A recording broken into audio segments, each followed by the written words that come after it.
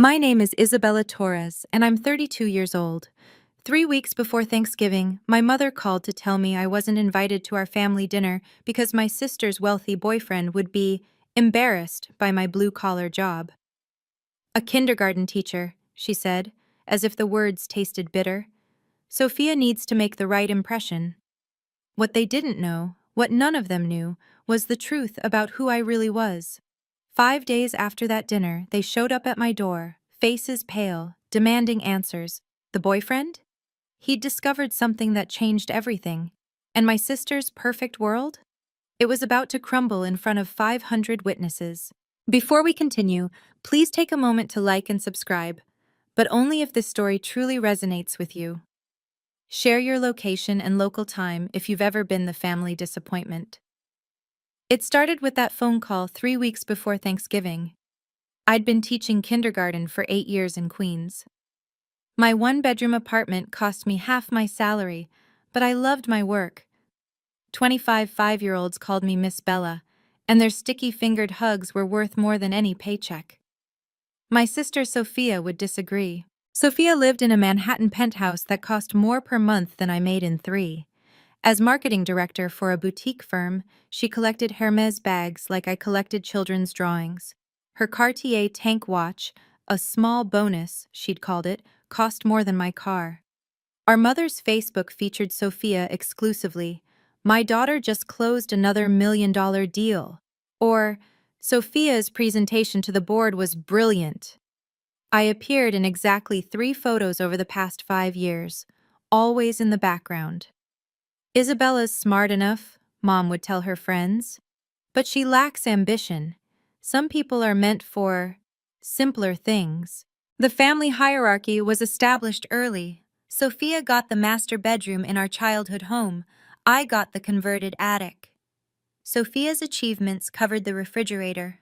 Mine went in a drawer. "We don't want her to feel bad," Dad would whisper, sliding my honor roll certificate out of sight whenever Sophia brought home anything less than perfect. But I had a secret, one I'd kept for 2 years, since Grandma Eleanor died. The woman who raised me more than my parents ever did, who spent her final months holding my hand while Sophia was too busy to visit. Eleanor Torres, who everyone thought was just a retired bookkeeper living on Social Security. They had no idea about the papers in my safe, no idea about the empire she'd built in shadows, or why she'd chosen me to guard it. "His name is Marcus Stone," Sophia announced during our October family Zoom call. "He's an entrepreneur, philanthropist, the kind of man who changes the world." My mother practically squealed. "Stone? The Stone Foundation stone?" "The very same," Sophia preened, angling her laptop to show more of her penthouse backdrop. "We met at the Waterford Crystal exhibition. He said I had excellent taste." I almost choked on my tea. Marcus Stone, of course I knew that name. But I kept my expression neutral, my kindergarten teacher's smile firmly in place. "He must be quite successful," Dad ventured, already calculating son-in-law potential. "Successful?" Sophia laughed, that tinkling sound she'd perfected at her Swiss finishing school. "Daddy, he manages hundreds of millions in charitable funds. His family's old money, the kind that builds hospital wings." I watched my parents lean closer to their screen, already imagining the wedding at the plaza, the grandchildren in private schools, the family name elevated to heights they'd only dreamed of. "When do we meet him?" Mom asked breathlessly. "Thanksgiving. I want everything perfect. The house, the meal." Sophia paused, her eyes finding mine through the screen. "The guest list." There it was, that look I'd seen 1,000 times before, the one that said I was a problem to be managed. I thought of Grandma Eleanor then, those long afternoons at Sunny Meadows nursing home, where she'd lived her last 2 years by choice, not necessity. "People show you who they are when they think you have nothing," she told me, her weathered hands still elegant as she signed documents I helped her review. "Remember that, Isabella, especially with family." She'd been right about so many things, about keeping quiet, about letting people underestimate you, about the power of patience. I had no idea then how soon I'd need all 3 lessons, or that Marcus Stone, the man my sister was so eager to impress, was about to become the key to everything. Grandma Eleanor understood me in ways my parents never tried to.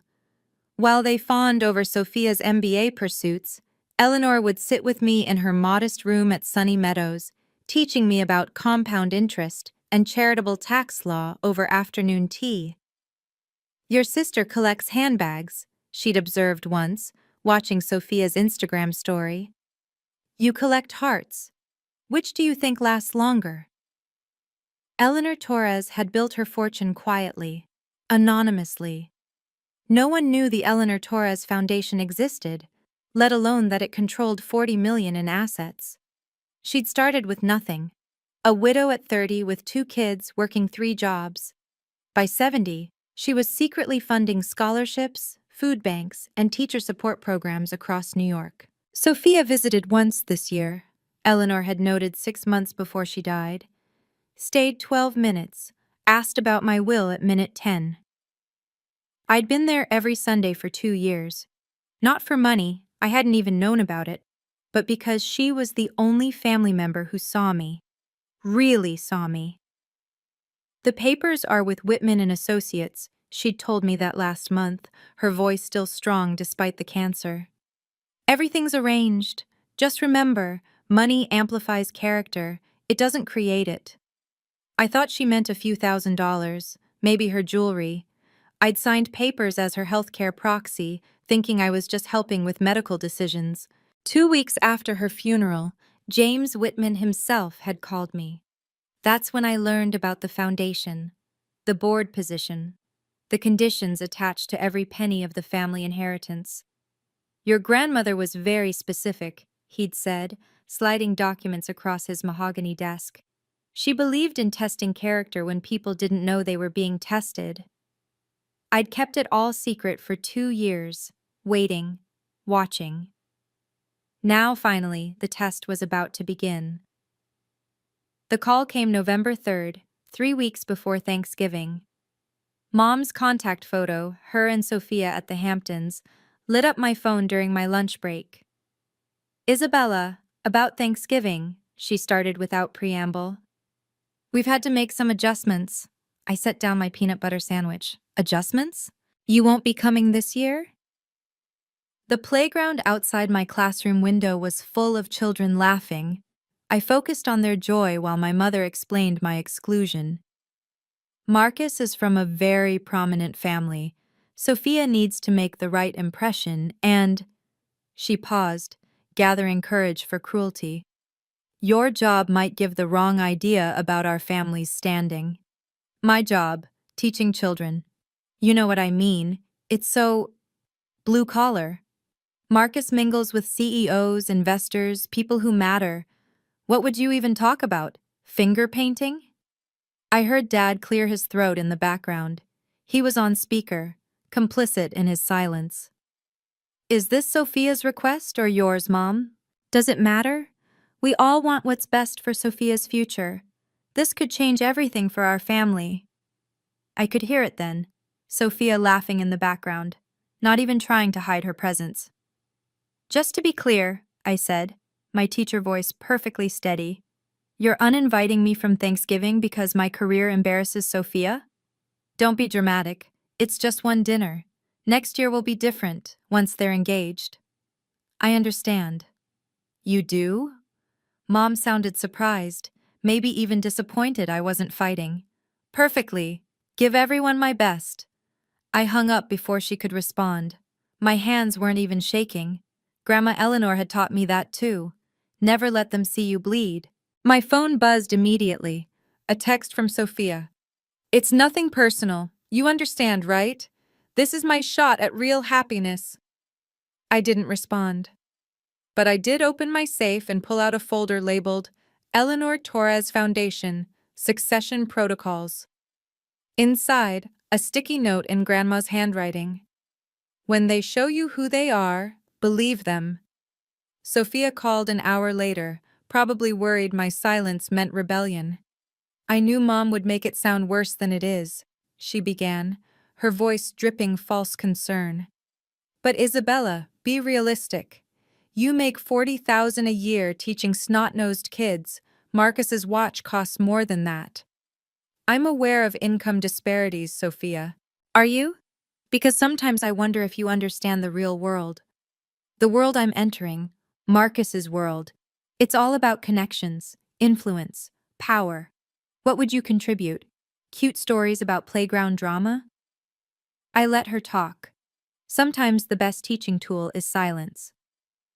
His circle includes Fortune 500 CEOs, ambassadors, people who vacation with senators.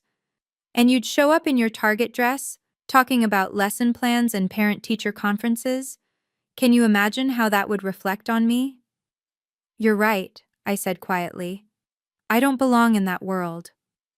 Finally, some sense. Look, it's not forever. Once Marcus and I are married, once I'm established, maybe we can ease you in. Small dinners first. We'll coach you on what to say, what to wear. That's generous. I'm trying to help you, Isabella. This is my chance at real happiness, real success. Don't you want that for me? I want you to be happy, Sophia. Then stay away from Thanksgiving. And Isabella, don't even think about just showing up. I'll have you removed if necessary.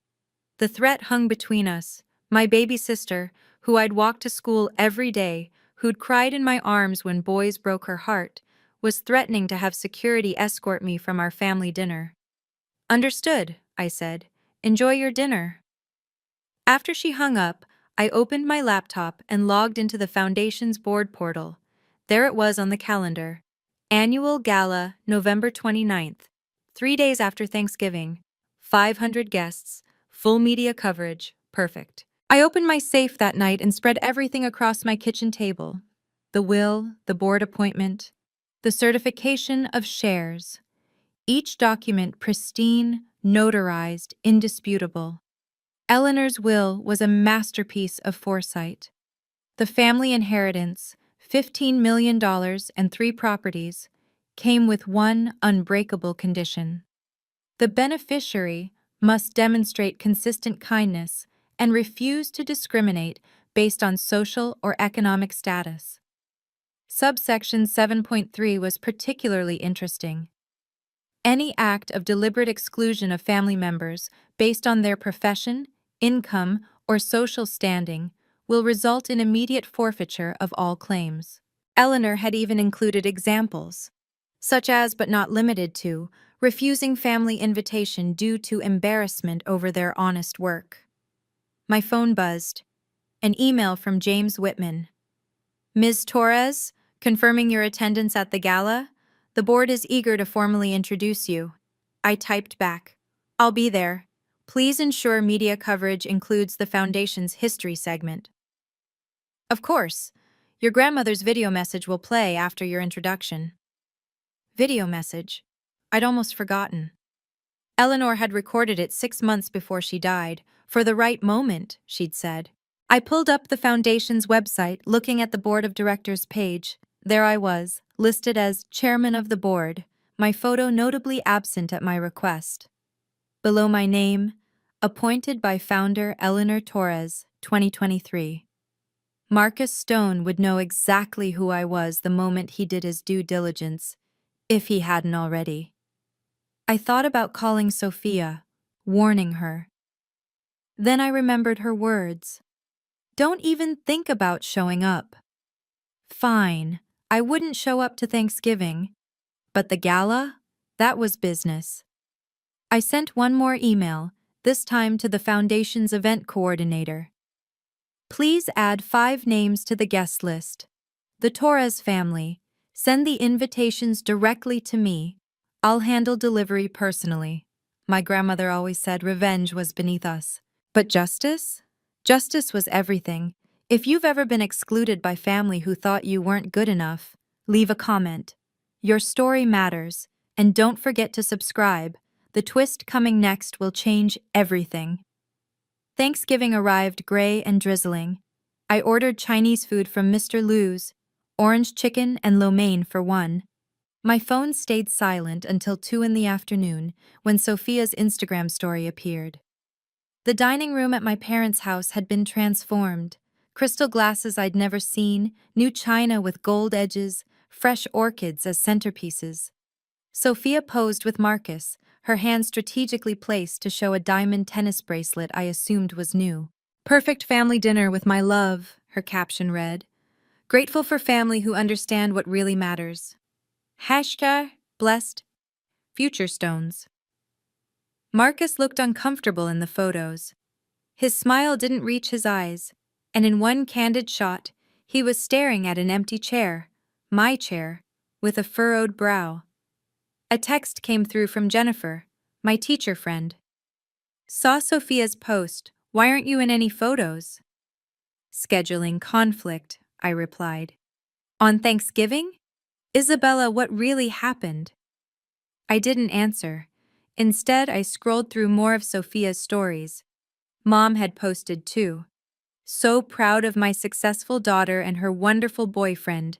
The future is bright." 23 comments, all gushing about what a beautiful couple Sophia and Marcus made. My cousin Amy wrote, "Where's Isabella?" Sophia had replied, "She had other plans. You know how dedicated teachers are to their work." Lying came so easily to her. My fortune cookie that night read, "Patience is bitter, but its fruit is sweet." Mr. Liu always did have impeccable timing. I folded the fortune and tucked it into my wallet, next to the gala invitation I'd be hand-delivering soon. 3 days. 72 hours until everything changed. My phone buzzed once more. An unknown number. I almost didn't answer, but something made me swipe. "Isabella Torres?" The voice was professional, careful. "Yes? This is Marcus Stone. We need to talk." I didn't have to wait long for the conversation with Marcus to bear fruit. 5 days after Thanksgiving, at 7 in the morning, someone pounded on my apartment door like they were trying to wake the dead. Through the peephole, I saw my parents. Mom's usually perfect hair was disheveled. Dad's face was red, either from anger or the 3 flights of stairs. I opened the door in my teaching clothes, khakis and a cardigan with alphabet buttons. "Good morning." "What did you do?" Mom pushed past me without invitation. "What did you say to Marcus?" "I haven't spoken to Marcus." Not a lie. He'd done all the talking during our brief call. "Don't play dumb." Dad slammed the door behind him. "He broke up with Sophia yesterday at brunch in public."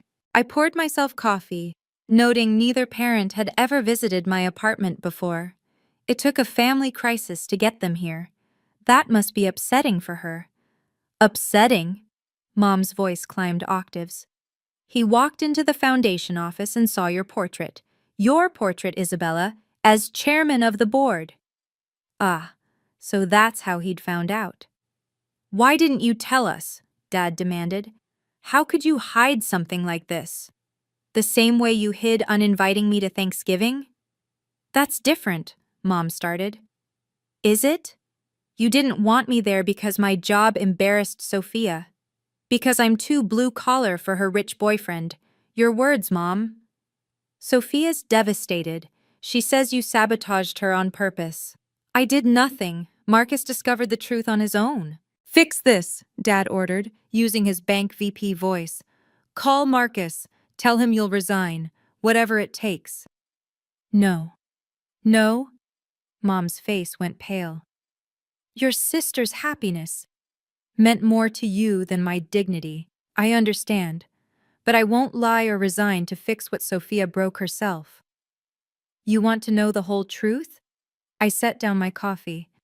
"Come to the foundation gala tomorrow night. Everything will be explained." "What gala?" I handed them the embossed invitations I'd been saving. "The Eleanor Torres Foundation Annual Gala. Black tie, 8 o'clock. The Ritz-Carlton." Mom stared at the invitation, at Grandma's name in elegant script. "Mother's Foundation? Bring Sophia, she'll want to hear this." They left clutching those invitations like lifelines or maybe grenades. The family assault began within hours. Sophia arrived at my school during afternoon pickup, mascara streaking her cheeks despite her waterproof claims. "How could you?" she wailed, not caring that parents were staring. "You've always been jealous of me." "Sophia, I'm working." I guided my last student to her mother, maintaining my professional smile. "You poisoned him against me, told him lies." "I've never spoken to Marcus about you." "Liar." "He said he can't be with someone who's ashamed of their own family. Where would he get that idea?" "From you," I thought, but didn't say. Mom called while Sophia was still ranting. "Your father and I have discussed this. You need to step down from whatever position you have. Sophia deserves this chance at happiness. And I deserve to spend Thanksgiving with my family."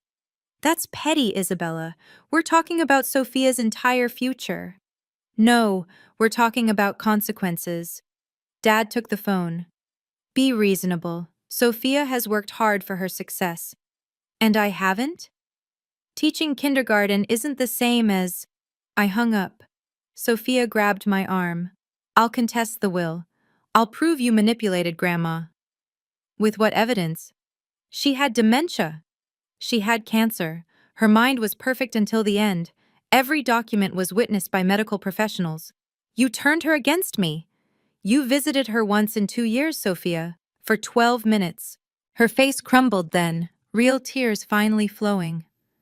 For a moment, I saw my little sister, the one who used to crawl into my bed during thunderstorms. "Please," she whispered. "I love him." "Then you should have been honest with him." "I'll do anything. Come to the gala tomorrow. Listen to what Grandma had to say. Then we'll see." She left without another word, but I knew she'd be there.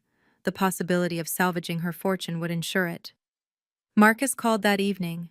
I recognized his voice immediately, measured, thoughtful, nothing like the entitled air Sophia had described.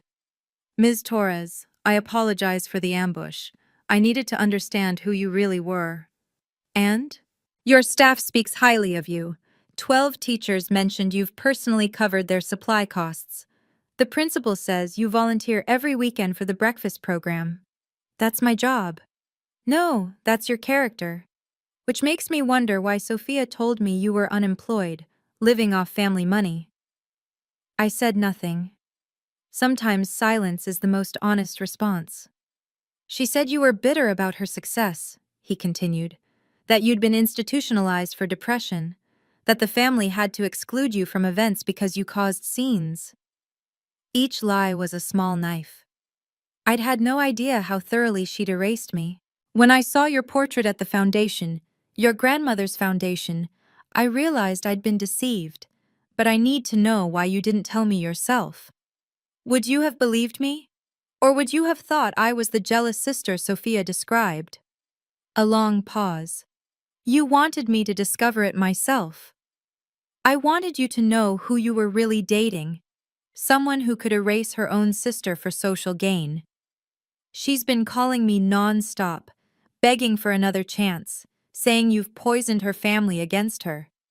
I've done nothing except exist inconveniently. Will you be at the gala?" "I'm the chairman. I have to give a speech." "Sophia will be there. She's desperate to maintain her connection to the foundation's donors." "I know. This will destroy her professionally." "No, Mr. Stone, she destroyed herself. I'm just refusing to hide it anymore." He was quiet for a moment. "Your grandmother must have been remarkable." "She was, and she believed in accountability." "I'll see you tomorrow night, Ms. Torres." "Marcus, bring your board members. They should hear this too." After he hung up, I pulled out my speech notes. 24 hours until truth met consequences. At midnight, my doorbell rang. Through the peephole, Sophia stood in designer sweats, her face puffy but determined.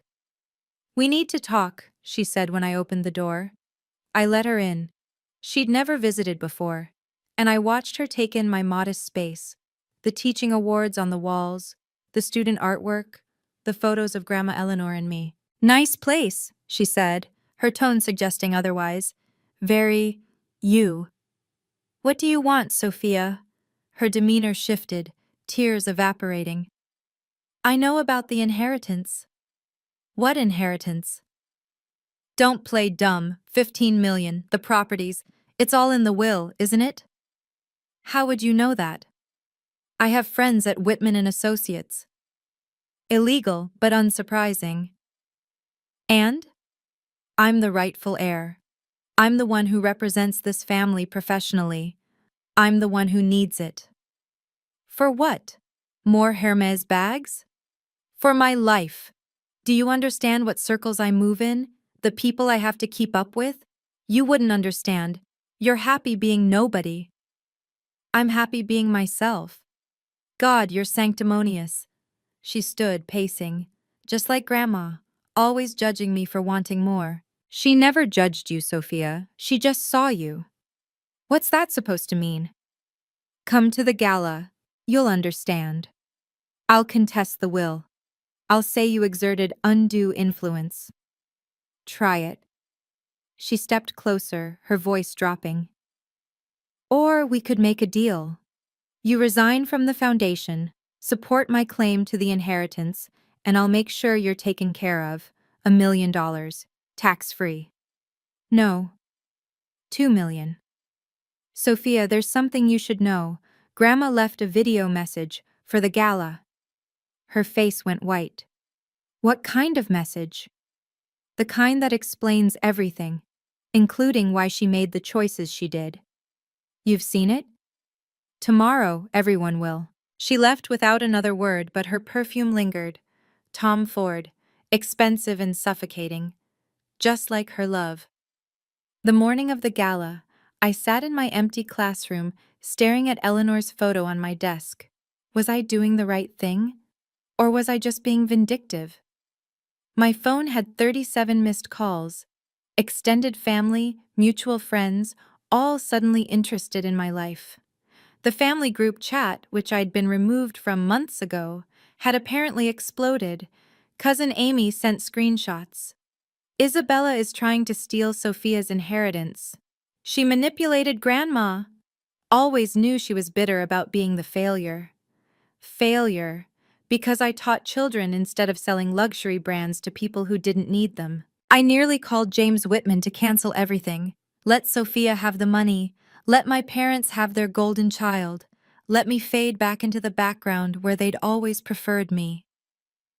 Then I looked at my wall of student photos. 25 bright faces who believed Miss Bella could do anything. Who didn't care that my car was 10 years old or my clothes came from Target. I opened my desk drawer and found the note Grandma had slipped me that last day. Stand up for what's right, even if you stand alone. I'm trying, Grandma, I whispered. My phone buzzed. A text from Marcus. The foundation's major donors are all confirming attendance. Whatever you're planning, it's going to have an audience. Another from James Whitman. Video equipment tested, legal team on standby. Your grandmother would be proud. 6 hours until the gala. I looked at my dress hanging on the door, navy blue, simple, borrowed from Jennifer. Nothing like the designer gowns that would fill that ballroom, but I'd learned something from Grandma Eleanor. It's not the dress that matters. It's the documentation in your briefcase. And mine was bulletproof. The gala is about to change everything. If you want to see how this ends, make sure you're subscribed with notifications on. You won't want to miss what happens when truth meets power. 3 hours before the gala, I met James Whitman at his office. The conference table was covered in documents, each one tagged and numbered. Your grandmother was meticulous, he said, adjusting his wire-rimmed glasses. Every contingency covered, every loophole closed. She knew this would happen? She suspected. Your sister's behavior patterns were consistent. He pulled out a tablet. The video message is cued. She recorded it 6 months before she passed in front of 3 witnesses, myself, Dr. Patterson, and Judge Reynolds. All verifying her mental capacity? Crystal clear. She even took a cognitive assessment that morning, scored perfect. The other board members arrived. Mrs. Stone, no relation to Marcus, Dr. Williams, and Ms. Rodriguez. Each had worked with Eleanor for years, funding scholarships and food programs across the city. We're behind you, Isabella, Mrs. Stone said firmly. Your grandmother chose well. The media will be there, Dr. Williams added. 3 major outlets confirmed. This will be public. That's the point, I said. No more hiding. No more secrets. James handed me an envelope. The board meeting minutes from when you were appointed. Your sister's going to claim manipulation. This proves the board voted unanimously. Based on what? Your grandmother's recommendation, but also your own work. Did you know she had you investigated? Every volunteer hour, every dollar you spent on students, every weekend at the food bank. It's all documented. I hadn't known. Even in death, Eleanor was still teaching me about preparation. One more thing, James said, pulling out a sealed folder. If Sophia challenges the will, this gets opened. Your grandmother called it the nuclear option. What's in it? I don't know. She sealed it herself, but she said it would end any contest immediately. I tucked it into my briefcase, hoping I'd never need it. My phone buzzed. Sophia. I'll be there. We're going to settle this once and for all. Yes, I thought. We certainly are. By 5 o'clock, Sophia had launched her campaign. Instagram, Facebook, even LinkedIn, all featuring the same narrative. Her jealous, unstable sister trying to steal family money through elder abuse.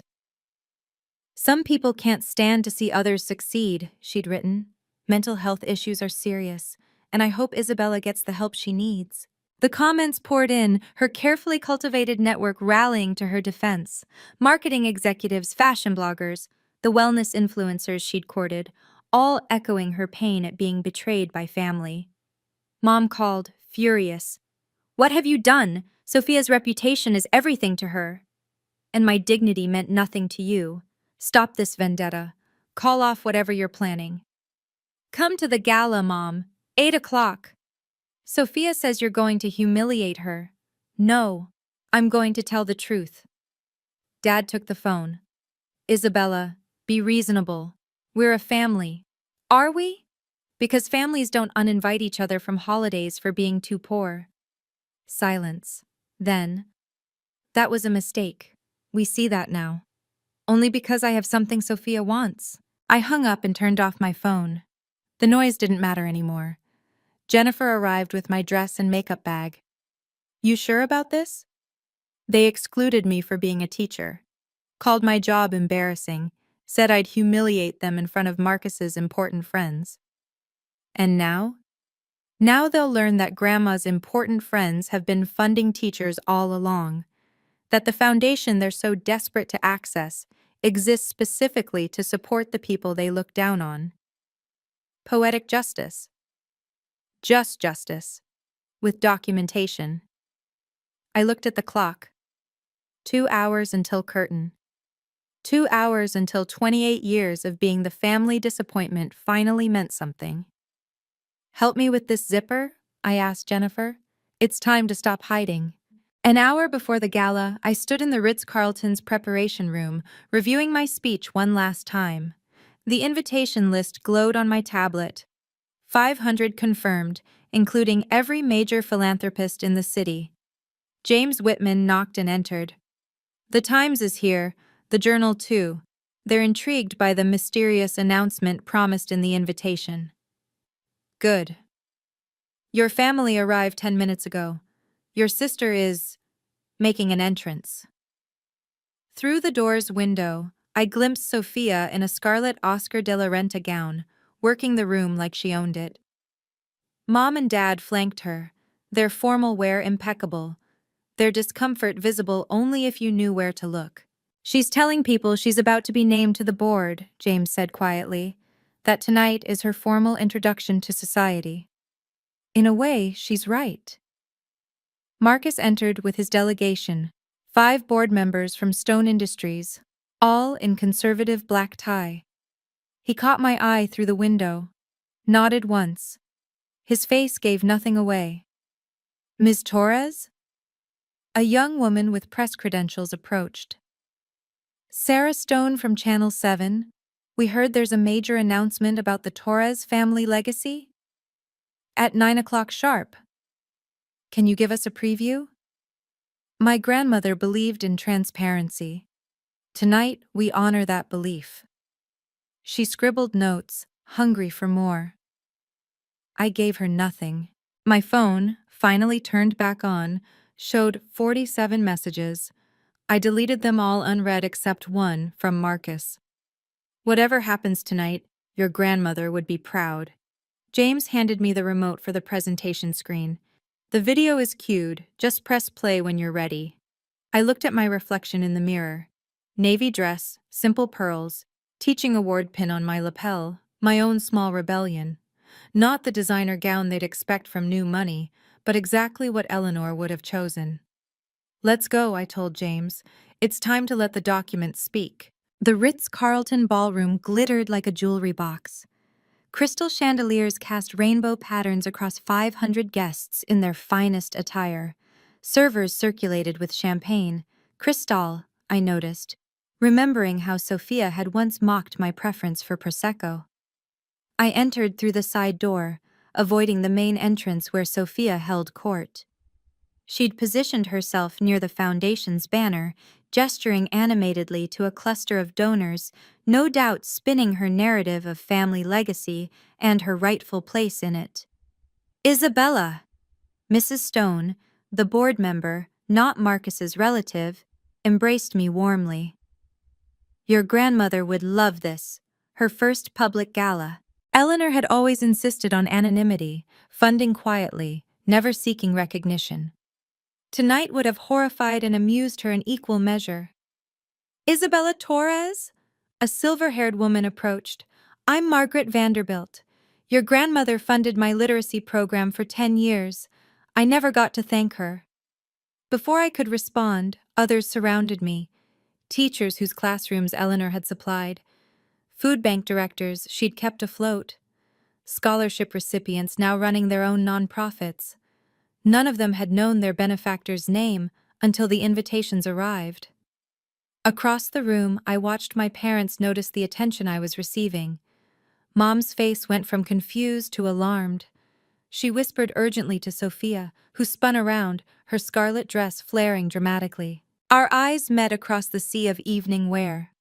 For a moment, I saw fear flicker across her face. Then she lifted her chin, that Torres pride Grandma always said would be our downfall, and started pushing through the crowd toward me. Ladies and gentlemen, the MC announced, dinner is served. Please find your seats. I'd arranged the seating myself. Sophia at table 1, naturally, right in front of the podium, with perfect view of the presentation screen. Mom and Dad beside her. Marcus at table 2 with his board. The press scattered strategically throughout. As I took my seat at the head table, I felt the weight of 500 curious gazes. They'd come expecting standard charity speeches and polite applause. They were about to witness something far more interesting, the public unraveling of a family's carefully constructed facade. Dinner was served, filet mignon that Sophia barely touched, too busy working the room between courses. She'd managed to charm half her table, her laugh carrying across the ballroom as she told stories about growing up with Grandma Eleanor and learning philanthropy at her knee. I ate quietly, watching her perform. She was good, I'd give her that. Every gesture calculated, every anecdote designed to establish her as Eleanor's spiritual heir. As dessert arrived, Sophia made her move. She stood, tapping her champagne glass with a spoon until the room quieted. I'm sorry to interrupt, she said, her voice carrying perfectly, all those presentation skills on display. But I simply can't wait any longer to share something wonderful. The MC looked confused, checking his program. This wasn't scheduled. As many of you know, I'm Sophia Torres, Eleanor Torres's granddaughter. She paused for effect. And I'm thrilled to announce that I'll be taking a leadership role in the foundation, working alongside my dear friend Marcus Stone to expand our mission. Marcus stood abruptly. Sophia, that's not... Oh, Marcus, always so modest, she laughed, that tinkling sound that probably charmed boardrooms. Everyone, Marcus and I have been planning incredible initiatives. The future of the Eleanor Torres Foundation will be discussed by its actual board, Marcus said firmly. And we're not together, Sophia. I made that clear. The room buzzed. Cameras that had been discreetly recording suddenly became obvious, reporters leaning forward. Sophia's composure cracked. "This is just a misunderstanding. My sister—" She pointed at me, her manicured fingers shaking. "She's manipulated everyone. She's not who you think she is." "Security?" James Whitman said quietly into his phone. "No," Sophia's voice rose. "You need to know the truth. Isabella is a nobody, a kindergarten teacher who makes nothing, contributes nothing. She tricked our grandmother, isolated her, stole—" Two security guards approached, but I stood, raising my hand. "Let her finish." The room went silent. "Go ahead, Sophia," I said, my teacher voice calm and clear. "Tell everyone exactly what you think of me, and my job. Don't hold back." She took the bait, of course. She always did. "You're an embarrassment," she spat. 40,000 a year, driving that ancient Honda, shopping at Target. You're everything our family isn't supposed to be." "And what," I asked quietly, "is our family supposed to be?" I walked to the podium with measured steps, my borrowed heels clicking against marble. 500 faces turned to follow my movement. The cameras tracked me. Sophia stood frozen at her table, her scarlet dress now looking more like a warning flag than high fashion. "Thank you, Sophia," I said into the microphone. "That was perfect timing." I clicked the remote. The foundation's logo appeared on the massive screen behind me. "Good evening. I'm Isabella Torres, chairman of the board of the Eleanor Torres Foundation. For those who don't know me, which is most of you, I teach kindergarten at PS 47 in Queens." A murmur rippled through the crowd. The contrast between my simple introduction and Sophia's grandiose claims couldn't have been starker. My grandmother, Eleanor Torres, built this foundation over 40 years. She worked 3 jobs as a young widow, invested every spare penny, and quietly accumulated enough wealth to change thousands of lives. She never sought recognition, never wanted galas like this. I clicked again. Photos appeared.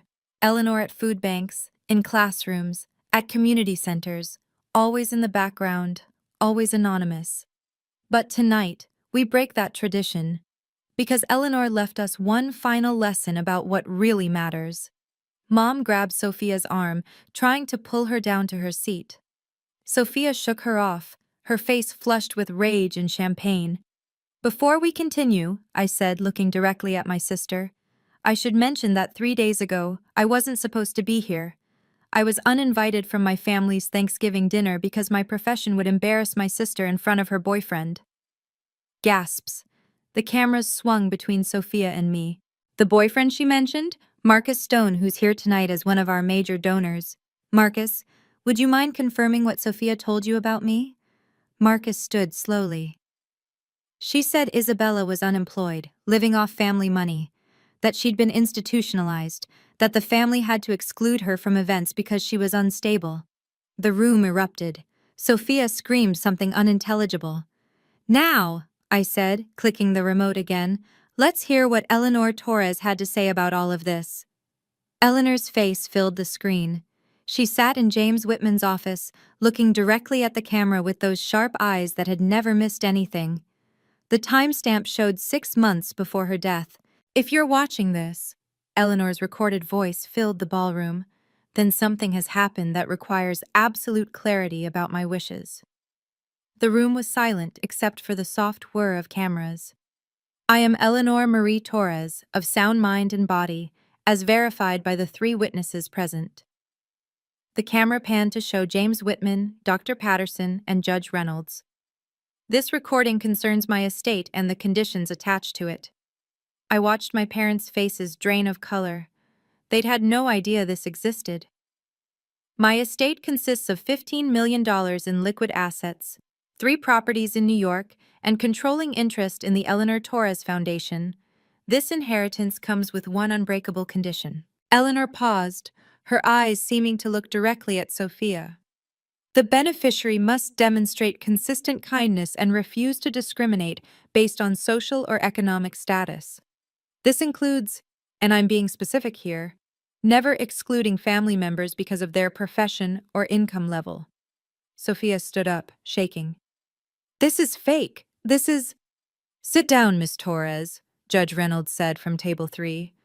I witnessed this recording personally. Eleanor continued. If my primary beneficiary violates this condition through witness discrimination, documented exclusion, or public dismissal of working-class professions, they forfeit all claims immediately and permanently. The screen split. On one side, Eleanor. On the other, screenshots appeared. Sophia's texts about my embarrassing job. The Facebook posts Mom made about excluding me. The Instagram story. Perfect family -1. My granddaughter Sophia, Eleanor's voice was sad but firm, has shown a pattern of valuing wealth over family, status over substance. If she has excluded Isabella for being a teacher, a profession I deeply respect, then she has failed my test. No! Sophia lunged toward the screen, but security held her back. The inheritance transfers immediately to the secondary beneficiary, Isabella Marie Torres, who has spent 8 years teaching children, every weekend volunteering, and never once boasting about her connection to this foundation. The room exploded. Cameras flashed. Reporters shouted questions. But Eleanor wasn't done. James Whitman took the podium as Eleanor's image froze on screen. He carried a leather portfolio, his movements precise and lawyerly. Ladies and gentlemen, as executor of Eleanor Torres's estate, I'm required to confirm the legal standing of what you've just witnessed. He opened the portfolio, revealing documents tagged with legal seals. On November 23, 2024, Thanksgiving Day, Sophia Torres sent these messages to her sister. He clicked the remote. The texts appeared, each one time-stamped. Your blue-collar job would embarrass me. Stay away from my real family. You're everything our family shouldn't be. These messages, sent voluntarily and documented through cellular records, constitute clear violation of Section 7.3 of Eleanor Torres's will. Those were private, Sophia shrieked. Posted to Instagram, actually, James corrected, showing the screenshot. Very public. Additionally, we have this email from Mrs. Linda Torres to extended family, explaining that Isabella was excluded from Thanksgiving because her profession wasn't, quote, appropriate for the company they were keeping. Mom stood up, wobbling. We didn't know about the will. Irrelevant. The condition isn't dependent on your knowledge, it's dependent on your character. Dr. Patterson stood from his table. I performed cognitive assessments on Mrs. Torres monthly for her last year. Every score was perfect. She was sharper at 90 than most people at 50. Judge Reynolds added. The will was filed with the court 2 years ago. It's been reviewed by 3 separate legal teams. It's ironclad. James pulled out another document.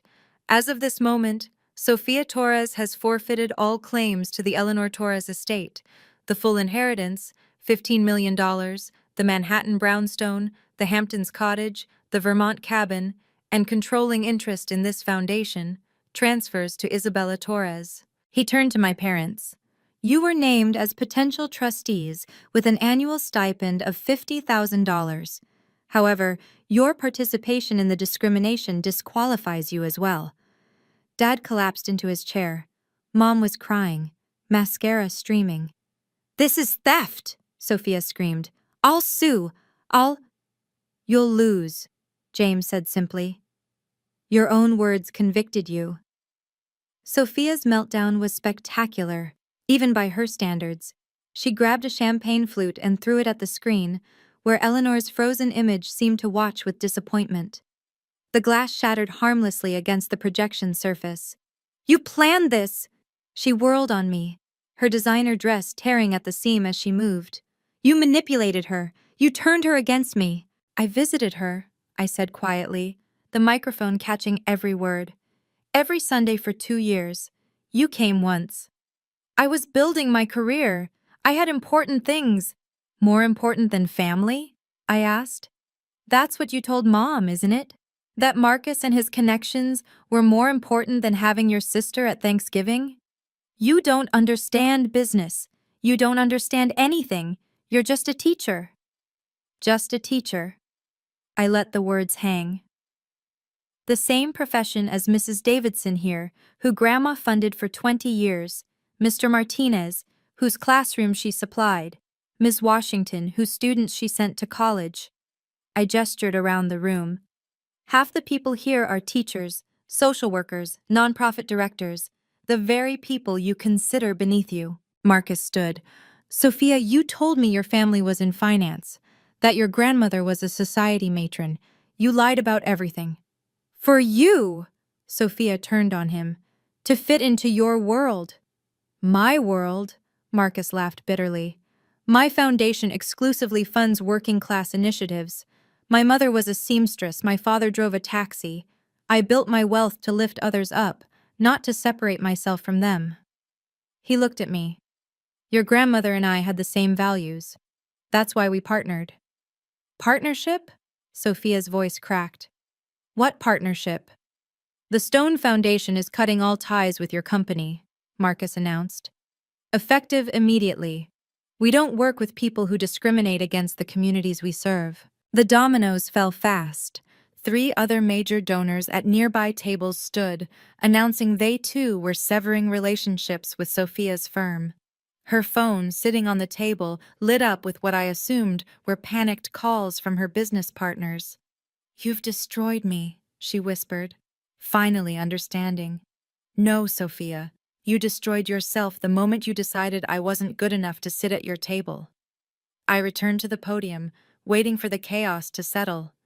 Security had moved closer to Sophia, but she'd collapsed into her chair, sobbing into her hands while Mom rubbed her back ineffectively.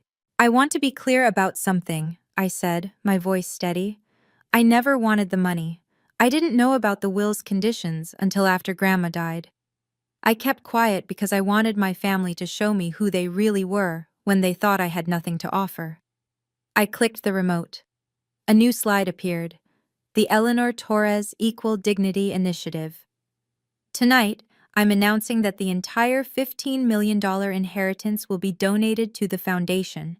It will fund a new program specifically for underpaid essential workers, teachers, caregivers, social workers, people like the ones my family thought weren't good enough.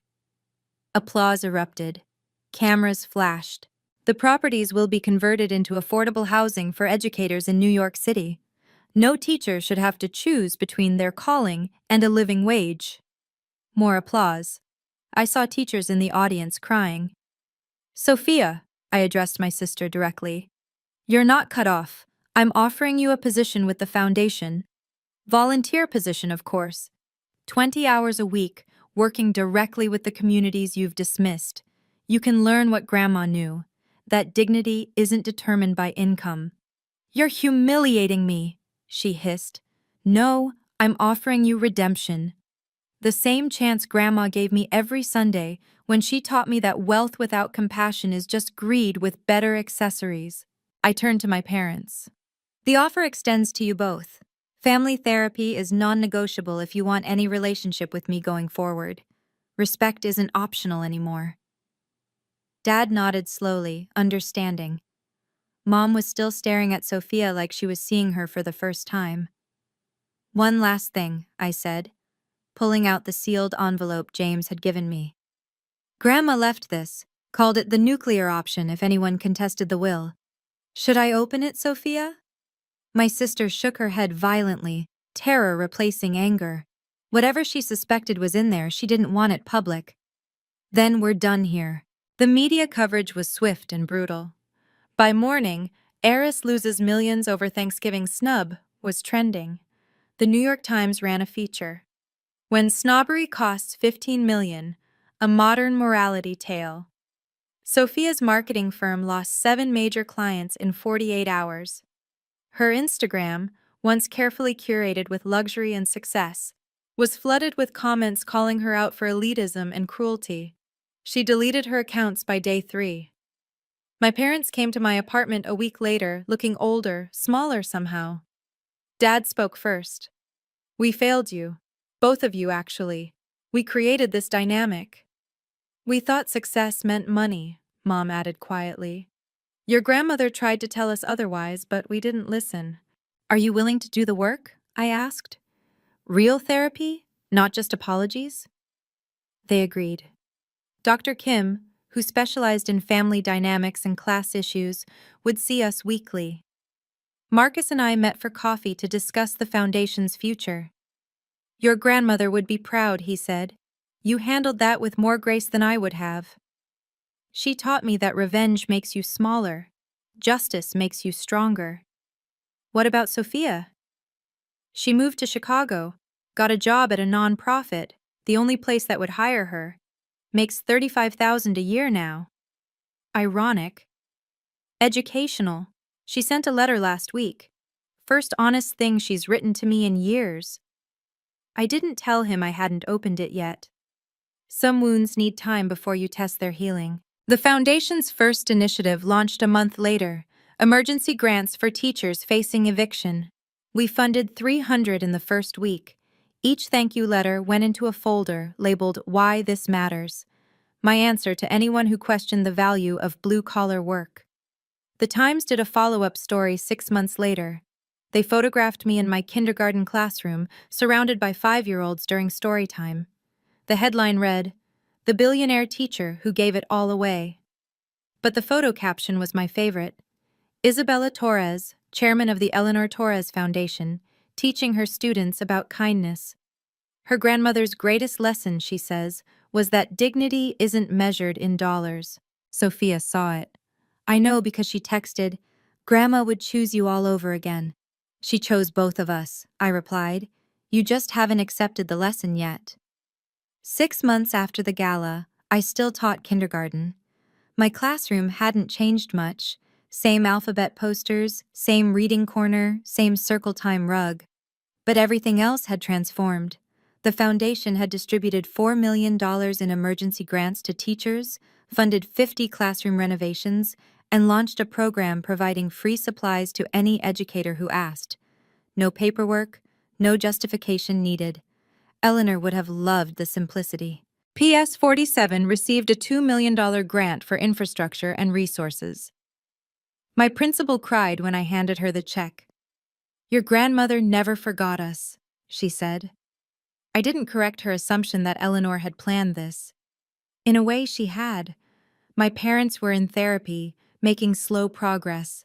Mom had stopped mentioning Sophia's past success entirely, focusing instead on small conversations about the present. Dad volunteered at the Foundation's weekend programs, teaching financial literacy to immigrant families. Penance, he called it. Marcus and I became unexpected allies. The Stone Foundation partnered with ours for a nationwide initiative supporting working-class families. We kept it professional, though I sometimes caught him looking at me with something like regret for what might have been if we'd met differently. Time magazine named me Philanthropist of the Year. I wore the same navy dress from the gala to the photo shoot. The interviewer asked why I still taught when I could do bigger things. 25 5-year-olds trust me to teach them to read, I said. There's nothing bigger than that. The article mentioned Sophia once, noting she'd declined to comment. What they didn't know was that she'd started volunteering at a Chicago food bank, 20 hours a week, just like I'd suggested. The director, an old friend of Eleanor's, sent me updates.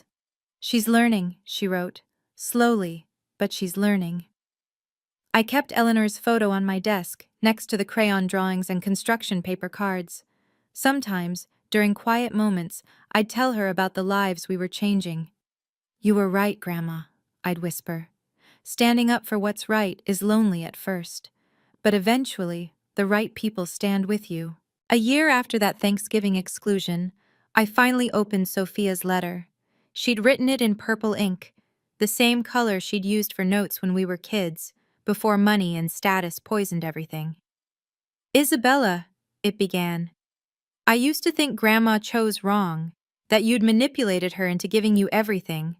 But I work at a food bank now, making less than you do. And yesterday, a woman cried because we gave her groceries without making her prove she deserved them. I think I finally understand what Grandma saw, what you both saw. That dignity isn't something you earn or buy. It's something you recognize in everyone, or you don't have it yourself. She didn't ask for forgiveness, didn't suggest reconciliation, just acknowledged the truth we'd both always known, but only one of us had accepted. I folded the letter, placed it in Eleanor's folder, the one with all the important documents. Not the legal ones, but the human ones. The thank you notes from teachers, the drawings from students, the photos of families in the houses we'd converted from my inheritance properties. Looking back, I could have handled Thanksgiving differently, could have fought to be included, begged for my place at the table, could have revealed my position earlier, used it as leverage for respect. But Eleanor taught me that respect earned through power isn't respect at all. It's fear dressed in nicer clothes. The family that excluded me for being just a teacher learned that their values were bankruptcy dressed in designer labels. The inheritance they lost was never really about money. It was about understanding that the woman serving your coffee deserves the same dignity as the one buying the coffee shop. Your worth isn't negotiable. It doesn't increase with your salary or decrease with someone's opinion. Stand firm in that knowledge, even if you stand alone. Especially then. Thank you for listening to my story. This is Isabella Torres, reminding you that you are enough, exactly as you are. Your job doesn't define your worth. Your family's opinion doesn't determine your value. And sometimes, the best inheritance you can receive is the knowledge that you don't need anyone else's validation to know your own dignity. Until next time, keep standing tall. Even in a Target dress, especially in a Target dress.